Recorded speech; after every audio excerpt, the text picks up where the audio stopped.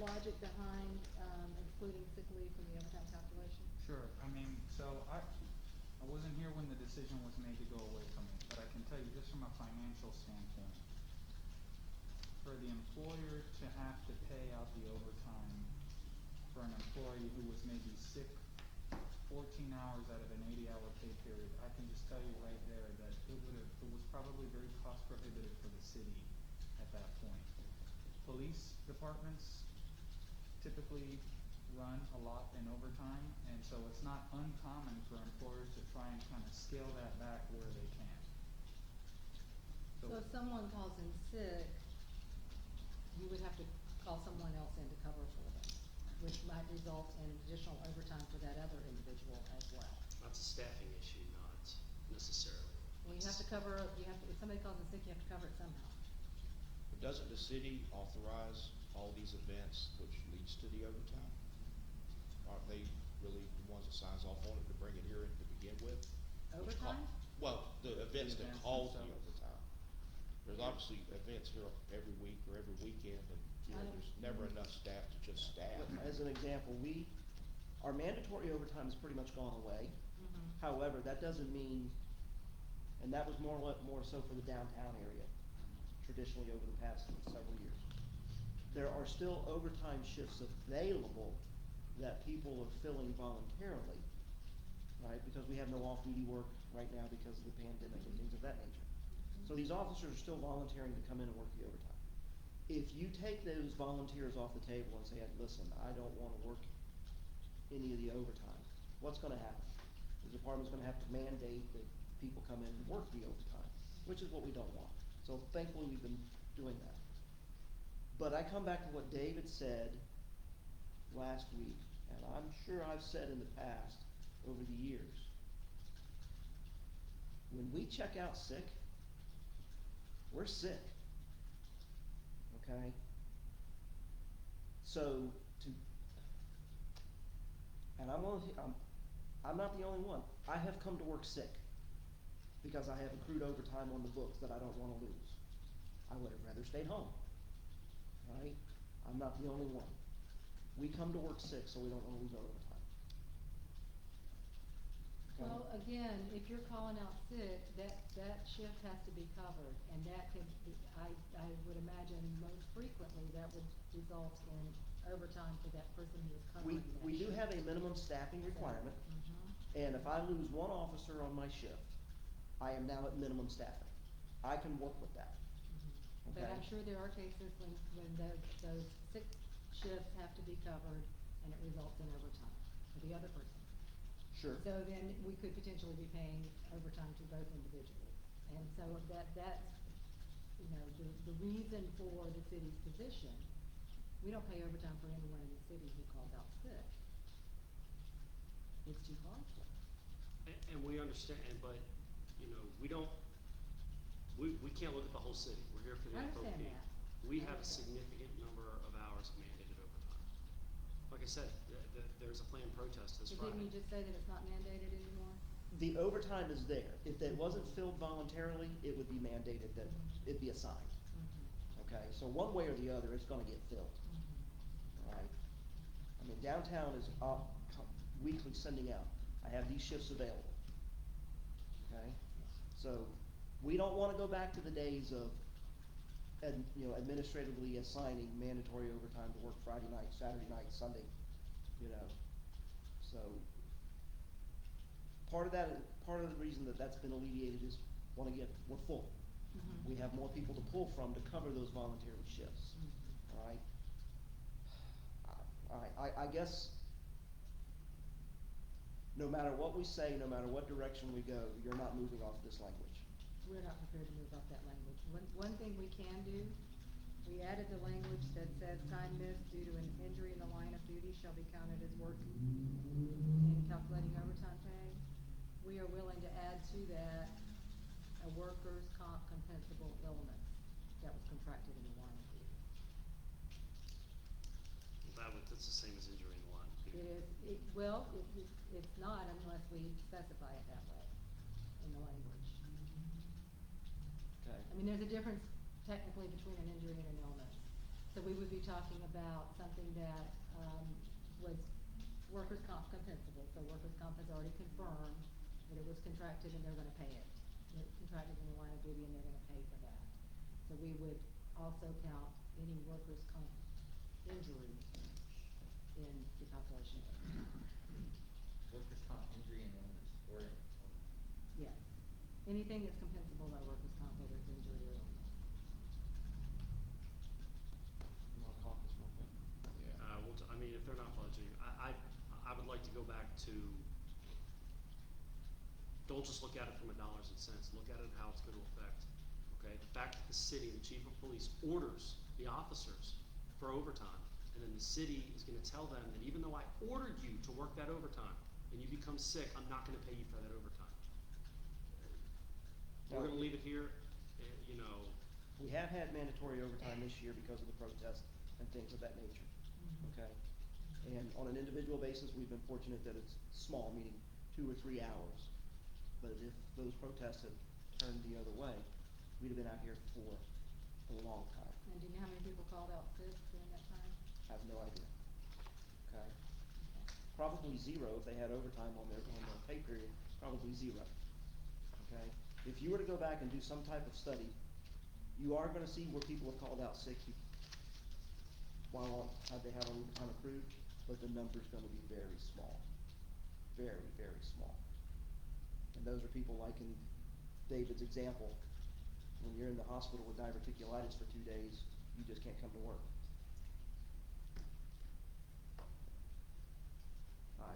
Alright, Okay. so we'll accept the adjustment to the language. now, did you guys add? You want work- us to add workers' comp compensable illness to this?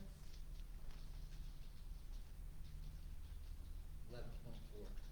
Yes. So an Yes. injury in the line of duty or a workers' comp compensable illness. Yes, because workers' comp goes along with pretty much what the MOU was anyway. Yeah, yeah. So that way, I mean, we're in a situation now where, our insurance carrier is presuming for a police officer, if they contract COVID, it was presumed that it was in line of duty. I think the And governor our pretty much carrier said is that. covering that. Yeah, the governor. And the signed city that. has made the decision to cover the first 7 days. Workers' comp doesn't cover the first 7 days for wages, lost wages. We've made the commitment and the decision to cover those 7 days for police officers, because it's presumed to be in the line of duty, we're taking the same position. So, in fact, I have a copy of the policy I can share with you that Mike and I drafted, this if you'd like to.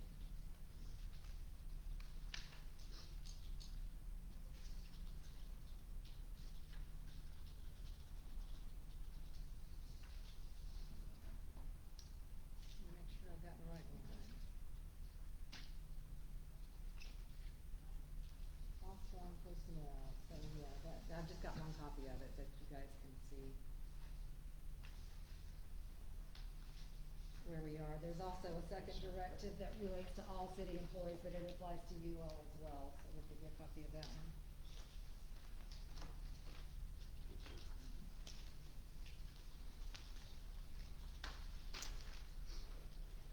These are already in effect. Pardon me? These are already in effect. They're already in effect, but they're just an internal directive that, we issued from the city manager's office to, HR and the department heads, Yes, ma'am. and that we've already been practicing that. Because the governor's already, I think he signed in the law that first responders is a presumption now, just Mhm. like hard hypertension and all that, we may end up seeing it probably. in the- Yeah, for COVID, for first responders, you're absolutely right. With, if we can go back to Article 14, the injury in the line of duty, that one had some language with personal leave, with the inclusion of the MOU. I think we're prepared to TA off on what you gave us last week. 14, Yeah, because we were looking for the language from, the MOU with the overtime calculation. to But go since you- into the Article 14. But since you included it in 11, I think we can TA off on 14. Right. If that's what we're gonna do, correct? We're gonna make the changes today. We don't need to make the change in 14. No, in, But We're gonna make keeping a the change in language 11, yes. So our proposal is, so we're gonna TA on 14 status quo. The one from the 24th.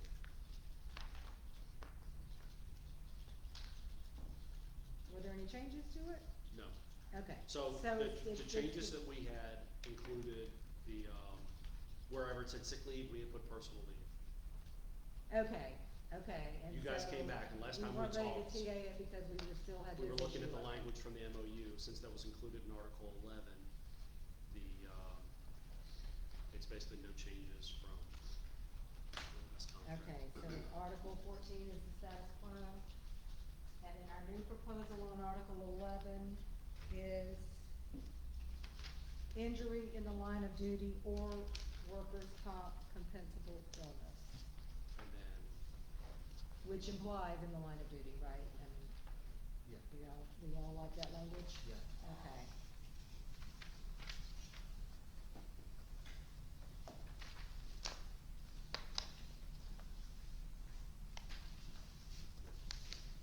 But we're not ready to TA 11. no, not yet. Sounds like it. Okay, y'all wanna move on? Yes, ma'am. On Article 20, annual leave, we, in 20.2, have changed the, 6-month waiting period to 3 months for the use of, leave, accrual and use of leave. The vacation can be used after 3 months of employment instead of 6. But 20.1, they're only eligible after 6 months. So we'll change that to 0 to 3 years So and, 20 and adjust the number of hours accordingly. So the accrual will look a little different, 0 to, I'm sorry. Which one did you tell me, the 20.? 20.1 The still in the says written that part. full-time regular employees in the bargaining unit will be eligible for annual leave subsequent to 6 months of continuous satisfactory So service. we'll change that to 3 as well. That was the intention, sorry, I just missed that. No, that's okay. So it's now accrue and use at 3 months, At 3 right? months. Okay.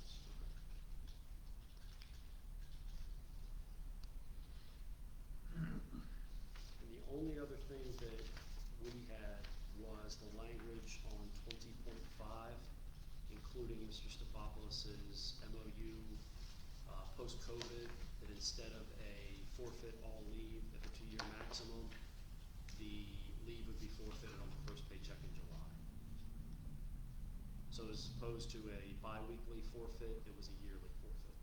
Yeah, and we don't have any language in here that, sort of dictates that bi-weekly practice that was.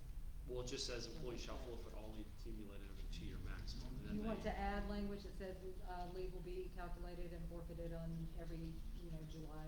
I mean, I think, it's just a change in practice, it's not a change in. correct, I don't want policy. I understand the city's policy and what The city's the policy will, old and yeah, new. gotcha. I just wanna So- make sure that,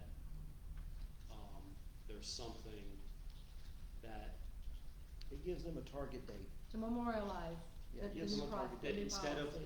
it's a bi-weekly, which this, the way I read this is a bi-weekly, once you hit that maximum, you're done, to Mhm. now say that it's only a yearly loss. I don't have the directive with me, but I'll pull the language from the directive and incorporate that into this, how's that? Okay. The, directive that we issued when we changed that policy. So we'll incorporate the annual calculation and forfeiture. Yeah, of what Excess leave. we had kind of boiled down the MOU, we struck the line, employees shall forfeit all leave accrued over the 2-year maximum. And, close to what the MOU said, excess leave will be calculated each year as of June 30th, and excess hours over the 2-year maximum will be forfeited. Okay, so excess may accumulate a maximum of 2 years annual leave, that stays. And then you said, can you say that again? We wrote that excess leave will be calculated each year as of June 30th. I think the policy says something about the last paycheck in June. And excess hours over the 2-year maximum will be forfeited. And the first paycheck in July, or do you just wanna say? You could say the first paycheck, it's something just mirroring the city's policy. Okay, so that would be, employees who elect to accumulate leave may accumulate a maximum of 2 years annual leave. Strike sentence 2. And then excess leave will be calculated annually, at the end of June, annually as of June 30th. And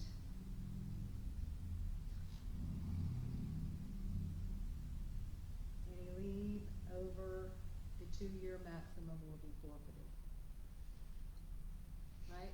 Yes, ma'am. First paycheck in July. Okay. Over the 2-year maximum. It may not always be on the first paycheck in July. We You know, just- it depends on administratively how the pay periods fall. Yeah, we just wanna make sure that, the new city policy is incorporated. Is incorporated into your language, understood. Okay, I think we got it. Are you putting that in 20.5? Yes, ma'am. 20.5, and we'll just be incorporating that directive.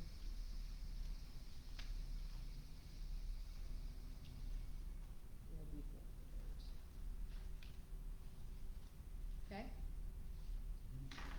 You want us to bring back something that's a little cleaner than this, that we can all look at? That's fine. Yes, ma'am.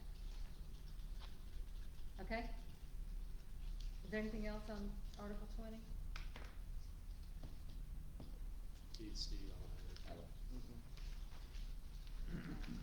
On holidays,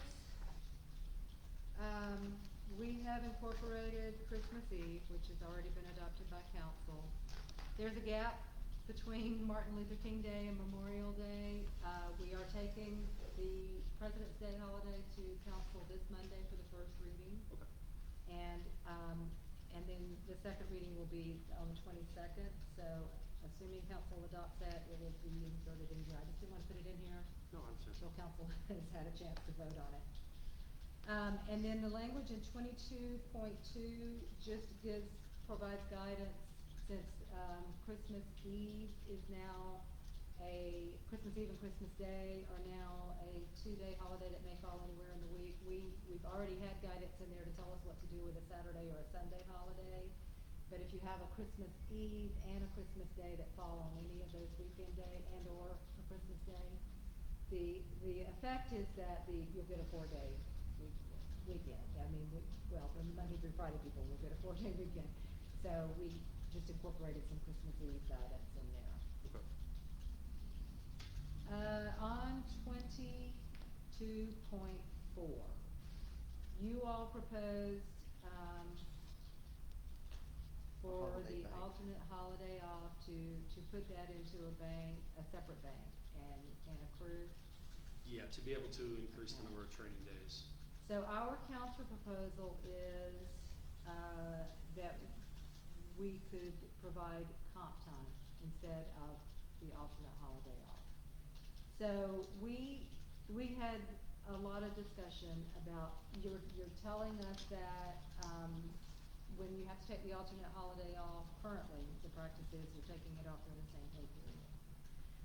Which, For the most part. yeah, which interferes with your training days, you're having to give up those training days, right? And we understand that the need for some flexibility there and the ability to take that alternate holiday off at a later time. I did take a look at it, a lot of your personnel are taking the alternate holiday off instead of the cash. And, you know, Well, there's no cash to take. Yeah, if it falls in 22.4, currently, you're either paid at the straight time rate, the holiday pay, if it falls on your day off. We either pay you at the straight time rate, or you can take an alternate holiday off, it's one or the other. That's only, so our employees that are, let's say Monday to Friday and the holiday falls midweek, that's just gonna be straight time rate and they'll take the holiday off. The issue is the patrol calendar. That's the major thing. So we have obviously an A and a B patrol group. So that's, As an example, coming up, Labor Day's coming up. Labor Day's on Monday. A group, which I work on, our scheduled days off coming up are Saturday, Sunday, Monday, Tuesday. So it's your regular day off. So So that according- means we will be off Wednesday, which should be our first day back That's to your work. alternate holiday off, or you could get paid holiday pay for the Monday. How? That's the way the contract reads. Yes, How do I if, get, no, if you're working, you get paid the holiday. If you're off on a holiday, you are, the 22.4 says, whenever an observed holiday occurs on employee's scheduled day off and the employee works no hours on the holiday, the city may elect to schedule the employee to take another day off with pay or compensate him/her for the holiday at the straight time rate. You have a choice, or the city has a choice. So the city is electing to either pay you straight time for the holiday or provide you with another holiday off. Well, I can tell you that in the 21 years that I've been here, You're not given a choice? no. no. Okay. The patrol well, calendar comes out. The patrol calendar and it comes out says- and it's so scheduled. The 2020 calendar comes out and it And you're just says, scheduled the alternate holiday off, and there is no discussion of whether, okay. So, first of all, I wasn't aware of that. But the contract does say the city may elect. So to be fair, it looks like the city has made that election for years, right? To give you an alternate holiday off instead of paying you the holiday pay at straight time. I was not aware of that, okay? I have had some discussion with the chief, and we've talked a lot about,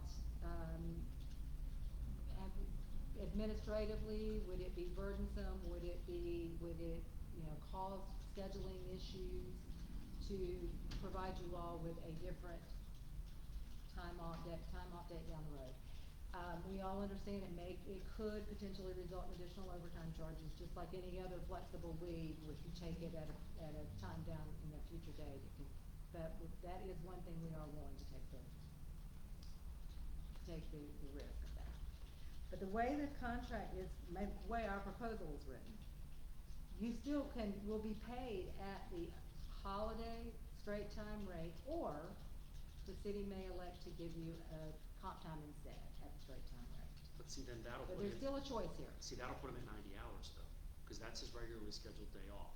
So if you pay them straight time, It doesn't count toward overtime. It's It holiday needs to be pay. 90 straight, it'd be It's 90 holiday hours pay. straight time. so you get 10 additional hours of straight time, Right. plus your 80, plus overtime, so anything else, so you Your basically. regular, if you don't work, if you don't work the day at all, and you don't get another day off, and then you could get paid at the holiday straight time rate. So all of A group would get 10 hours of straight time for Labor Day, but then all of A group would also come in on the Wednesday after. That's the way, Why would they come in on the Wednesday after? because that'd be their normally scheduled. Normally workday. scheduled shift, so So instead of it's being either or. forced off, so if- instead of being forced off on the Wednesday, Uh-huh. the alternate holiday, they would be paid straight time. Or they could take 10 hours of comp time Bank it as 10 hours of and comp bank time. it as 10 hours of comp. So straight comp. Straight time holiday pay. Yeah, 'cause comp's usually overtime, isn't it?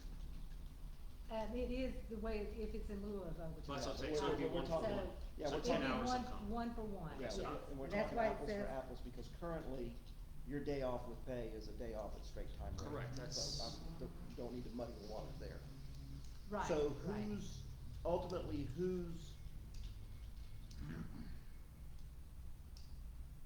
how do we make this work? Yeah, who makes the election? Yeah. Who makes it, well, according to the contract, the city makes the election.